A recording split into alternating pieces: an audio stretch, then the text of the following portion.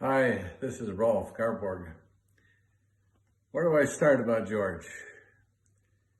What a treasured friend he was, and what a good man he was. George and I first met in 1961 when I came to Bethany as a freshman, and he was a year ahead of me there. I remember a few things about it, some of them pretty funny actually, but we became friends at that time. In missions class, for example, when we had Joe Stump as our teacher, George and Alec Brooks and I would sit together every day in that class. And I don't know how much we learned, but we sure had fun there. There were things that cracked us up so bad, both things that Joe had said and other classmates had shared, but it was a fun time. Another was trying for me to play basketball with guys like George and Dick Lovey and Dave Hayes, who were very good and big, and I wasn't that good. But George used to say to me when we were out there, he said, Garborg, he said, every time you shoot the ball, the sound that it makes is glunk as it bounces off the rim. He says, when I shoot the ball, the sound I hear is swish.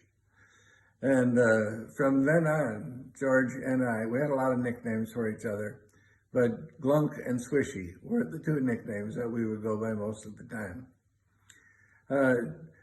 George and I traveled some. Well, I should say also that even his mother and my wife Mary's mother were best friends. And the kids, Carlton and Rob in particular, were just a year apart in school and very close as well.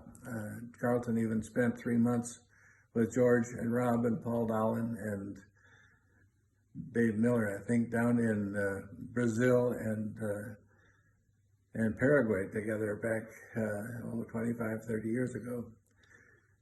The family runs deep. And George and I traveled some together. I was with him in Brazil a couple of times, but he also went with me over to Ukraine to do some training over there of a Ukrainian publisher. And we had some great memories from that trip as well. One of the funnier ones was as we were on the train riding from Alexandria up to Kiev to catch a flight. And George and I got in our room. It was an overnight train ride. We got in there around midnight and found out that of the 4 beds in there, 2 bunks, the 2 on the bottom were already occupied by 2 women whom we didn't know and who awoke when we came in with our bags. And George and I, picture it, had to climb up onto the upper bunk. And it was quite an experience, to say the least. George also went with me to Cuba a few years back, and we had such a great experience there. I've got pictures of him talking with total strangers, and within a minute or 2 of meeting them, he was asking them where they stood in their relationship with God and if they knew Christ personally.